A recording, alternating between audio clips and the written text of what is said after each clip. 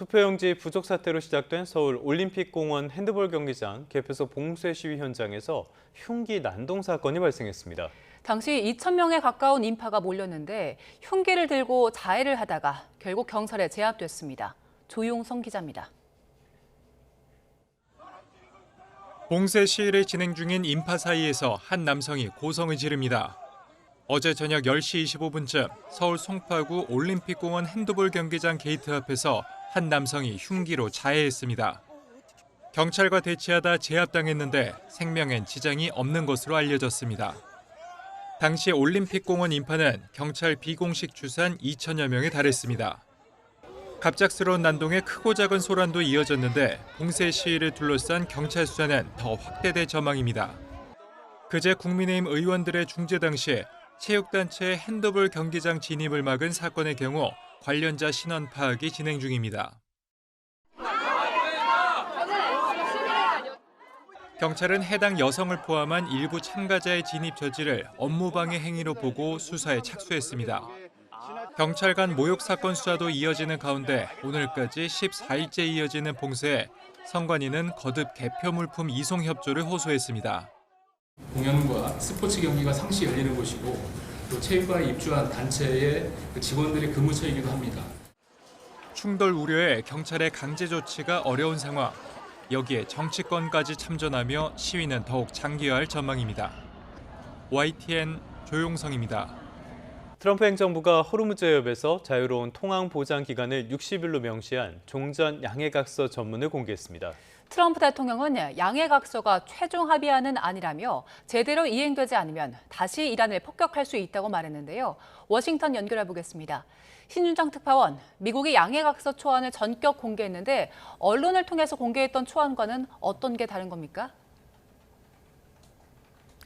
네, 트럼프 행정부 고위당국자는 언론과의 전화 브리핑에서 14개 항으로 구성된 양해각서를 처음 공개했는데요.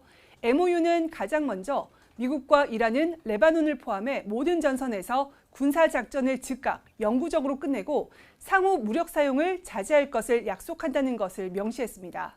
그러면서 60일 안에 최종 합의를 완료할 것을 약속한다면서도 상호 합의에 따라 기한을 연장할 수 있다고도 적었습니다. 가장 눈에 띄는 건 앞서 언론을 통해 공개된 양해각서에서 빠졌던 호르무즈 통행료 문제인데요. 이란은 60일 동안만 수수료 부과 없이 호르무즈 해협 통과 상선들의 통항 보장에 최선을 다한다고 적혔습니다. 이어 이란은 향후 관리와 해양 서비스에 대해 오만과 걸프국들과 협의할 거란 문구가 포함됐습니다. 60일 이후에는 통행료 부과 여지를 남긴 것으로 해석될 수 있는 데다가 통행료는 없을 거라던 트럼프 대통령의 설명과는 달라서 향후 논란이 예상됩니다. 이란 재건 지원과 관련한 내용은 MOU 제6조에 포함됐습니다. 미국은 지역 파트너들과 협력해 최소 3천억 달러, 약 465조 원 규모의 이란 재건과 경제 발전 계획을 개발할 거라고 명시됐습니다. 미국은 이란의 핵 문제에서 좀 더 구체적인 입장을 관철한 것으로 보입니다. 이란은 핵무기를 획득하거나 개발하지 않을 것임을 재확인한다고 명시했습니다. 또 비축된 고농축 우라늄은 상호 합의될 메커니즘에 따라 처리하기로 하고 최소한 국제원자력기구 감독 아래 현장에서 희석하기로 했습니다. 미 고위 당국자는 최종 합의 체결 전까지는 MOU를 철회할 수 있다면서 협상이 결렬될 경우 트럼프 대통령은 군사적 수단을 포함한 모든 선택지를 유지하고 있다고 말했습니다. 네, 트럼프 대통령의 이야기도 있었는데요. 이 양해각서는 합의 최종안이 아니라 이렇게 이야기를 하면서 이란에 또 압박을 했다고요. 네, 주요 7개국 정상회의 참석을 위해 프랑스 에비앙을 방문한 트럼프 대통령은 이란 재건기금과 관련해 미국은 이란에 투자하지 않을 거라고 선을 그었는데요. 그러면서도 이란이 똑바로 행동한다면 사람들이 이란에 투자를 원할 경우 가능할 수도 있을 것이라고 밝혔습니다. 트럼프 대통령 발언 들어보겠습니다. People, you can invest if you want. I mean, what am I going to do? Say nobody's ever allowed to invest? No, we're not investing. We're not putting up 10 cents. 동결자산 해제와 관련해선 이란의 합의 이행에 근거해서 이루어질 거란 점을 강조하면서도 우리 돈이 아니라 그들의 돈이라며 어느 시점이 되면 아마 돌려줘야 할 것이라고 생각한다고 말했습니다. 트럼프 대통령은 이번 종전 MOU 합의를 트럼프 합의로 지칭하면서 달성하고자 했던 모든 목표 이상을 이뤄낸 거라고 자평했습니다. 그러면서도 이번 양해각서는 최종 합의안이 아니라며 만약 그들이 핵 포기 등 협정을 준수하지 않는다면 다시 폭격하게 될 거라고 경고했습니다. 직접 들어보겠습니다. If it doesn't get done in 60 days, that's all right. We go back to bombing. You know, I don't want to do that because we're never going to let them have a nuclear weapon. 트럼프 대통령은 이란과 가까운 중국과 러시아가 중립을 지킨 덕분에 상황이 훨씬 나아졌다며 시진핑 주석과 푸틴 대통령에게 감사를 표하기도 했습니다. 또 종전 MOU 사본을 이스라엘에 미리 전달했다면서 레바논을 향한 군사작전과 관련해 이스라엘이 현명한 판단을 내리기를 바란다고도 말했습니다. 지금까지 워싱턴에서 YTN 신윤정입니다. 미국 연방준비제도가 예상대로 금리를 연 3.5에서 3.75%로 4차례 연속 동결했습니다. 다만 연준 위원들 사이에 금리 방향을 놓고 의견이 엇갈렸는데요. 뉴욕 연결해서 자세한 소식 알아봅니다. 이승윤 특파원, 미 연준이 예상대로 금리를 동결했다고요? 네, 그렇습니다. 연준은 연방공개시장위원회 FOMC 정례회의에서 전쟁으로 에너지 가격이 상승하는 등 인플레이션 수준이 높다며 기준금리를 올해 1월과 3월, 4월에 이어 6월에도 그대로 유지하기로 결정했습니다. 향후 미래 시점에 금리가 어느 정도 수준에 있을지를 예상한 점도표상에서 FOMC 위원들은 올해 금리 인하 여부를 두고 상당히 의견이 갈렸습니다. 위원들은 올해 금리가 오를 것으로 보고 있으며 2027년과 2028년에는 각각 한 차례씩 금리 인하를 예상했습니다. 이에 따라 올해 금리 전망의 중간값은 3.375%에서 3.75%로 상승했습니다. 9명의 위원은 올해 최소 한 차례 금리 인상을 예상했고 이 가운데 6명은 2차례 인상을 전망한 반면 다른 9명은 금리 동결 또는 인하를 예상했습니다. 다만 2026년 금리 전망을 담은 점도표는 18명만 제출했는데 점도표를 평소 신뢰하지 않는다고 밝혀온 케빈 워시 연준 의장이 자신의 소신에 따라 점도표를 제출하지 않았습니다. FOMC는 물가가 연준의 2% 목표를 상당히 웃돌고 있는데 특히 에너지를 포함한 일부 부문에서 발생한 공급 충격이 물가 상승의 원인이라고 설명했습니다.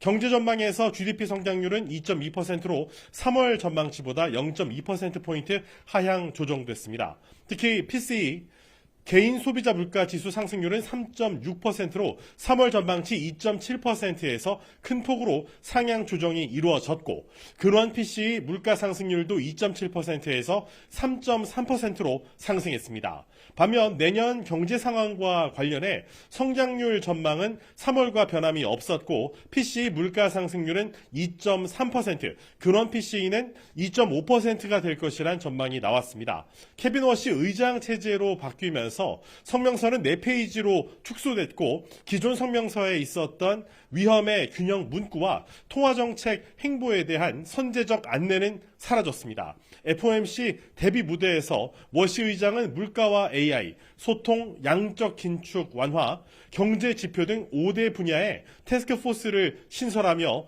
큰 변화를 예고했는데요. 발언을 직접 들어보시죠.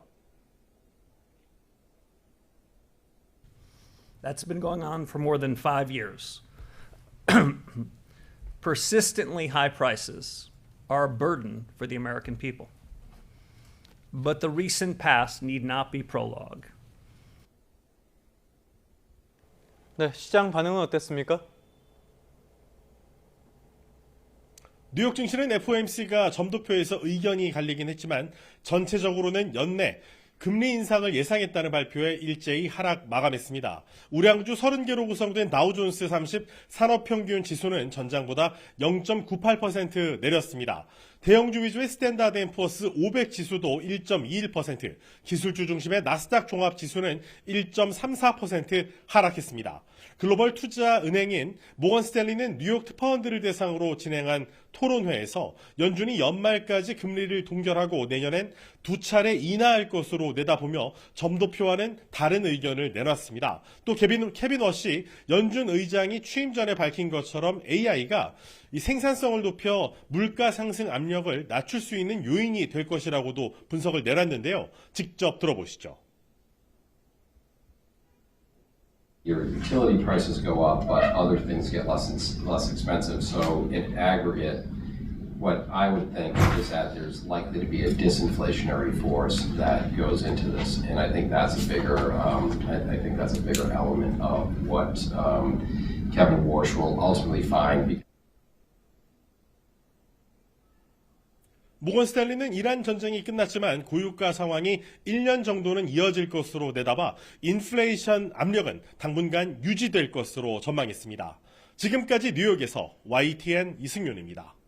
오는 8월 전당대회 출마를 저울질 중인 더불어민주당 정청래 대표를 두고 사퇴와 전당대회 불출마 요구 등이 이어지고 있습니다. 국민의힘은 투표용지 부족 사태로 인한 선거소총을 논의하기 위해서 의원총회를 열었는데 이 자리에서 장동혁 대표의 사퇴를 두고 의원들 간 격론이 벌어졌습니다.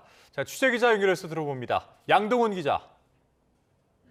네, 국회입니다. 네, 먼저 민주당에서는 정청래 대표의 거취를 두고 시끄럽죠. 네, 정청래 대표는 오전 최고위원회에서 일부 언론이 언급하는 친청파와 친석파는 악의적 갈라치기에 불과하다고 일축했습니다. 자신은 당원파고 개혁파다. 민주당은 모두 이재명 정부의 성공을 바라는 친명이라고 강조하며 당내 분열 논란 진화에 나섰는데요. 하지만 비당권파 강득구 의원은 대통령이 달리는데 당대표 등은 브레이크를 밟고 있지 않았는지 묻는다며 정 대표를 직격했습니다.